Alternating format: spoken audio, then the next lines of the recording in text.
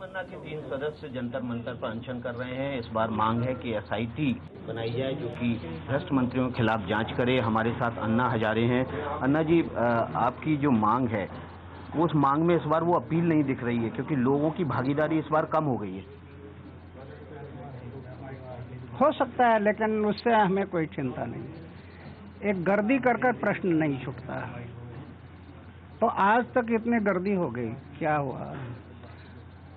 आज़ादी के 65 साल में हर इलेक्शन में इतने बड़े बड़े ग्राउंड अधूरे पड़ गए, कितनी गर्दी हो गई, हाथ में क्या आ गया, ये प्रश्न है। सिर्फ गर्दी करने से प्रश्न नहीं छूटेगा, दर्दी लोगों की जरूरत है।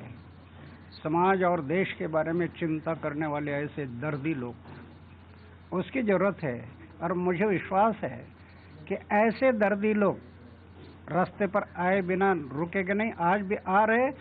आज आपको जंतर मंतर पर दिखाई दे रहा कि भीड़ नहीं है, लेकिन 500 जिला में आंदोलन चल रहा है। ये क्या कम है? देश के 500 जिलों में उसके रिपोर्ट है, तो ये क्या कम नहीं है?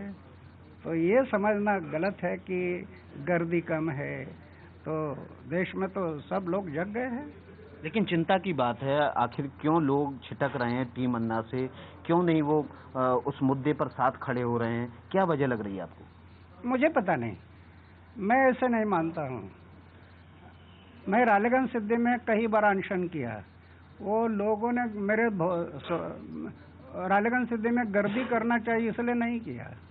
मेरे सामने कोई ध्येयवाद है, सामाजिक राष्ट्रीय दृष्टिकोण है। जिंदा रहना है समाज के लिए, देश के लिए, मरना समाज और देश के लिए। कौन आते नहीं आते उस समय नहीं, तो मुझे क्या जरूरत थी कि रालेगंज सिद्धि के कमरे में मैं अनशन करते रहूं? अगर मुझे ये अपेक्षा थी कि भीड़ करना है तो बड़े ग्राउंड में मैं करना था, वो मैं नहीं सोचा। ये मेरा कर्तव्य है, मैं करते रहूंगा।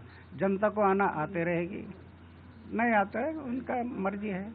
लेकिन आंदोलन में अगर भागीदारी कम हो रही है तो इसका मतलब है आंदोलन कमजोर हो रहा है। दूसरी बात यह है कि आखिर आंदोलन कब तक करते रहेंगे आप? सरकार आपकी मांगे मानने को तैयार नहीं है। आंदोलन पर कब तक आप लोग डटे रहेंगे? शरीर में प्राण है तब तक करते रहेंगे, उसमें क्या हर्ज है? जब तक शरीर में प्राण है तब तक करते रहेंगे, देश के भलाई के लिए, समाज के भलाई के लिए। उसकी चिंता नहीं है, करते रहेंगे। कोई ऑल्टरनेटिव के बारे में सोचेंगे? क्योंकि आपने कहा था कि ऑल्टरनेटिव देंगे।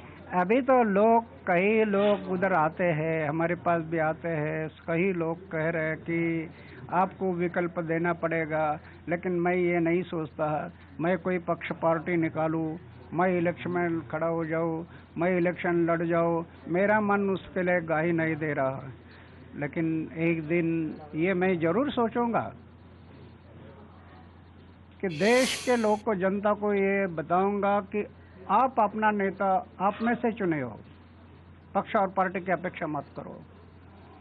चारित्रशील आदमी है, उसका बैकग्राउंड अच्छा है, उन्होंने समाज के लिए कुछ किया है, सिलेक्शन करो और हमें बताइए। एक मतदार संघ में 6 लोग 8 लोग आगे आते हैं, नेट पर डालेंगे और जनता से पूछेंगे कि इसमें सीनियर कौन आपको नजर आता है कि जो अच्छा काम करेगा। अगर ऐसे लोग आगे आ गए तो फिर हम कहेंगे कि आप खड़े हो जाओ। हम नहीं पक्ष निकालेंगे, हम पार्टी नहीं निकालेंगे, हम खड़े नहीं होंगे, जनता को विकल्प देंगे। लेकिन अगर टीम अन्ना के कुछ लोग चुनाव लड़ना चाहते हैं, उनके पक्ष में मंतव्य भी बनता है, तो क्या आप उसके लिए तैयार हैं? अगर अरविंद केजरीवाल, किरण बेदी ऐसे लोग चुनाव लड़ना चाहते हैं तो आप उसके लिए तैयार हैं? अच्छे लोग, आज जरूरत है अच्छे लोगों को संसद में जाने की जरूरत है। आज पक्ष और पार्टी से उज्जवल भविष्य रहा नहीं, ये दिखाई दे रहा। आपने देखा संसद में 2 बातों पर एक मत हो गया, लोकपाल नहीं लाना इस पर एक मत हो गया, और अपनी तनख्वाह बढ़ाना इसके ऊपर एक मत हो गया। तो क्या देश के लिए भविष्य है? जब तक संसद में अच्छे लोग नहीं जाएंगे तब तक बदलाव नहीं आएगा। बाबा रामदेव आज आपको समर्थन देने के लिए आ रहे हैं। बाबा रामदेव के बारे में कहा जा रहा है कि वो आएंगे तभी भीड़ जुटेगी। बाबा रामदेव आएंगे तभी भीड़ जुटेगी। अच्छा है आने से, और भीड़ जुटने से मैं उसके बारे में नहीं बोल सकता। अगर बाबा रामदेव आ गए, भीड़ आ गई तो अच्छी बात, आंदोलन मजबूत होगा। अच्छा है, क्या बुरा है।